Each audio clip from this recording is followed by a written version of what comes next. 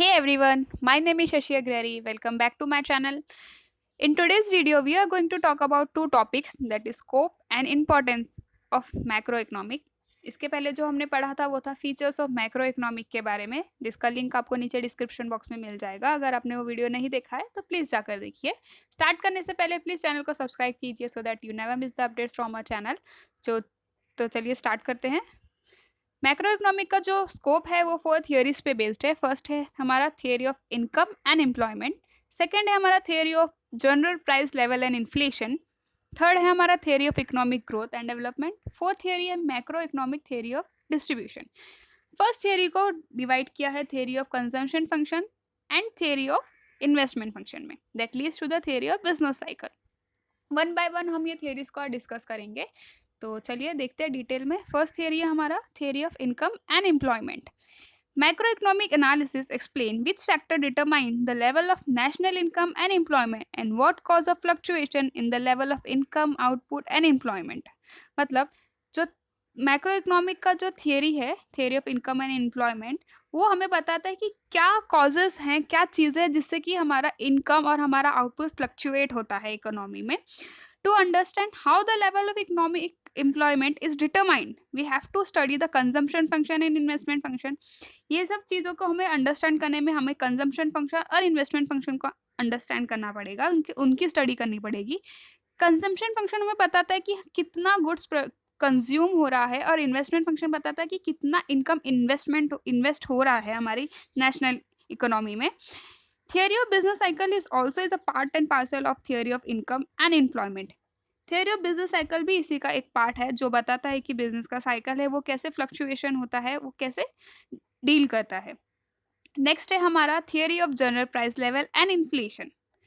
Macroeconomic analysis shows how the general price level is determined and further explain what cause fluctuation in it.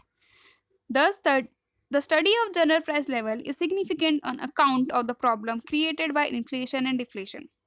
Macro economic का जो theory है, theory of general price level, जो एक average निकालता है price को, generalise करता है गुड्स के प्राइस को, तो जिससे कि हमें पता चलता है कि जो इकोनॉमी में हमारी प्रोड्यूस हुए हैं गुड्स, उनका एवरेज प्राइस क्या होगा, और उनको जो प्रॉब्लम होती है इन्फ्लेशन एंड डिफ्लेशन के, उनको जो प्रॉब्लम क्रिएट करती हैं, वो प्रॉब्लम से हम कैसे डील कर सकते हैं, ये हमें बताता है general price level and inflation theory.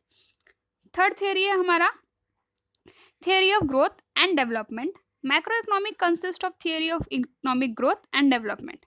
It explains the cause of underdevelopment and poverty. It also suggests strategies for accelerating growth and development. Macro economic जो बड़े बड़े वेरिएबल्स के बारे में डील करता है, मैंने पहले जैसे अपने वीडियोस में आपको बताया है, ये एक पूरी एग्रीगेट स्टडी करता है। तो ये हमें बताता है कि जो अंडर डेवलप कंट्रीज़ है वो अंडर डेवलप क्यों हैं, जो पॉवर्टी है तो पॉवर्टी क्यों है। ये सब चीज़ों का जो क्वेश्चन का आंसर है वो हमें मिलता है मैक्रो इकोनॉमिक में। तो जो थियरी है उसका ग्रोथ एंड डेवलपमेंट, वो इसी चीज़ से रिलेटेड है कि उसको कैसे उसका ग्रोथ कैसे किया जाए, उसको डेवलप्ड कैसे किया जाए, ये हमें उसके लिए स्ट्रैटेजी सजेस्ट करता है। और लास्ट थियरी है हमारा macro theory of distribution. Macro theory of distribution deals with the relative shares of rent, wages, interest and profit in the total national income.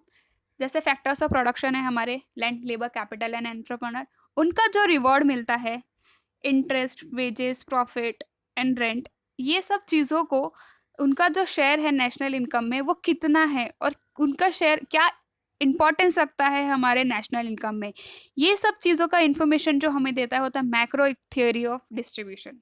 तो ये था हमारा 4 theories of macro economics. Next topic है हमारा importance of macro economic. So start करते हैं हम। यहाँ पे 7 आपको इम्पॉर्टेंस दिए हैं मैक्रो इकोनॉमिक के। वन बाय वन हम वो टॉपिक को डिटेल में स्टडी करेंगे।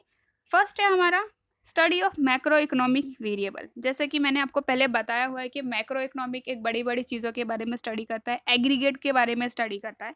तो to understand the working of economic study of macroeconomic variable are important.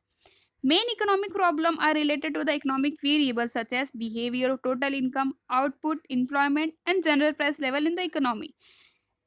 जो इकोनॉमिक प्रॉब्लम है, बड़े बड़े जो मेन इकोनॉमिक प्रॉब्लम है, जो टोटल इनकम है, उनका टोटल आउटपुट है, टोटल एम्प्लॉयमेंट है, ये सब चीज़ों को स्टडी करने के लिए हमें किसकी ज़रूरत है, तो हमें मैक्रो इकोनॉमिक की ज़रूरत है, जो स्टडी करता है बड़ी बड़े वेरिएबल्स के बारे में। नेक्स्ट पॉइंट है हमारा economic development. Advanced study in the macroeconomic help to understand the problem of developing countries such as poverty, inequality of income and wealth, difference in the study of standard of living of the people, etc. It suggests important step to achieve economic development. अभी इसका जो advance study है macro economic का, वो हमें बताता है कि हमारा इकोनॉमी डेवलप कैसे हो सकता है, उसकी जो प्रॉब्लम है हम उसको अंडरस्टैंड कैसे कर सकते हैं, हमारा जो इनकम में इनइक्वालिटीज़ है, जैसे अमीर अमीर होता जा रहा है, गरीब गरीब होता जा, ये जो प्रॉब्लम है, ये सब चीज़ों को हम कैसे अंडरस्टैंड कर सकते हैं, इसको कैसे डील कर सकते हैं, हमारा स्टैंडर्ड ऑफ लिविंग कैसे इंक्रीज हो सकता है, ये सब चीज़ों का जो सोल्यूशन है वो हमें मैक्रो इकोनॉमिक में मिलता है। तो ये था हमारा इकोनॉमिक डेवलपमेंट का पॉइंट। नेक्स्ट पॉइंट है हमारा लेवल ऑफ एम्प्लॉयमेंट।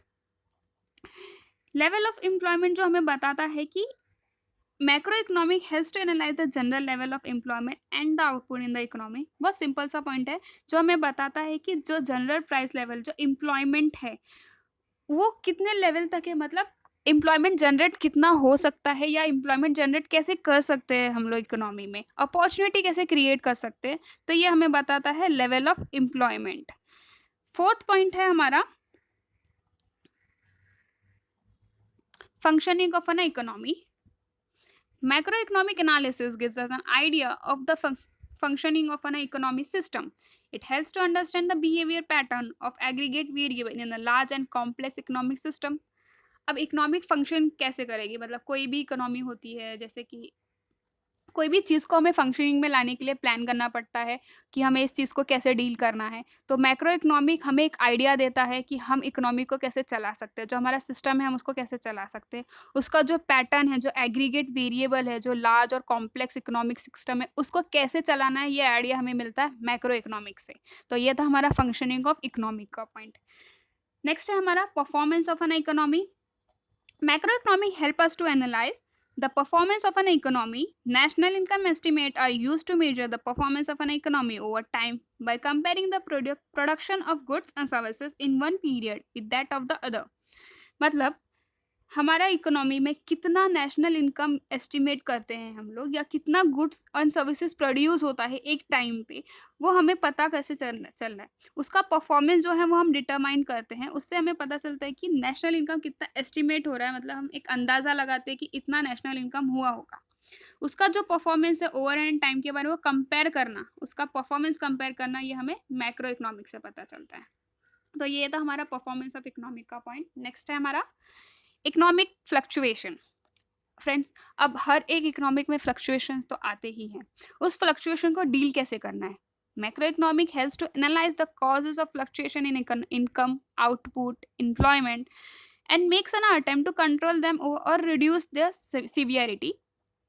अब जो फ्लक्चुएशन आते हैं, जैसे कि इनकम में फ्लक्चुएशन आता है, आउटपुट में फ्लक्चुएशन आता है, एम्प्लॉयमेंट में बहुत ज़्यादा फ्लक्चुएशंस आते हैं, ये सब फ्लक्चुएशन को, ये सब उतार चढ़ाव को कंट्रोल कैसे करना है, ये सब जो चीज़ें हैं इनका जो एनालिसिस है वो करता है हमारा इकोनॉमिक फ्लक्चुएशन, मतलब मैक्रो इकोनॉमिक। इसके लिए हमें मैक्रो इकोनॉमिक की ज़रूरत पड़ती है, इसलिए ये पॉइंट इंपॉर्टेंट है। नेक्स्ट और लास्ट पॉइंट है हमारा national income. Study of macroeconomic has brought forward the immense importance of the study of national income and social accounts. Without the study of national income it is impossible to formulate correct economic policy. अभी कोई भी चीज़ को चलाने के लिए एक policy की ज़रूरत होती है, एक प्लान की ज़रूरत होती है। पॉलिसी बनाने के लिए हमें बजट चाहिए होता है कि हमारे पास कितना पैसा है, देश के पास कितना इनकम है। अगर हमें वही पता नहीं होगा तो हम पॉलिसी कैसे जनरेट कर सकते हैं, बजट कैसे बना सकते हैं। तो नेशनल इनकम जो है वो बहुत इंपॉर्टेंट पॉइंट है इसका। नेशनल इनकम के बिना कोई भी पॉलिसी फॉर्मुलेट करना इम्पॉसिबल है, इसीलिए ये एक बहुत इंपॉर्टेंट पॉइंट है जो बहुत ज़्यादा हमें हेल्प करता है एक पॉलिसी या कोई भी प्लान जनरेट करने में। तो ये था हमारा इंपॉर्टेंस ऑफ माइक्रो इकोनॉमिक के बारे में। शॉर्ट कोड है आंसर का, सेल्फ पेन आपको लास्ट में दिया है, आंसर मेमोराइज करने में हेल्प करेगा। तो आज का ये टॉपिक आज यहीं ख़त्म होता है। Thank you for watching and अच्छा लगा वीडियो तो प्लीज़ लाइक एंड कमेंट कीजिए and don't forget to subscribe. Thank you so much, मिलते हैं नेक्स्ट वीडियो में।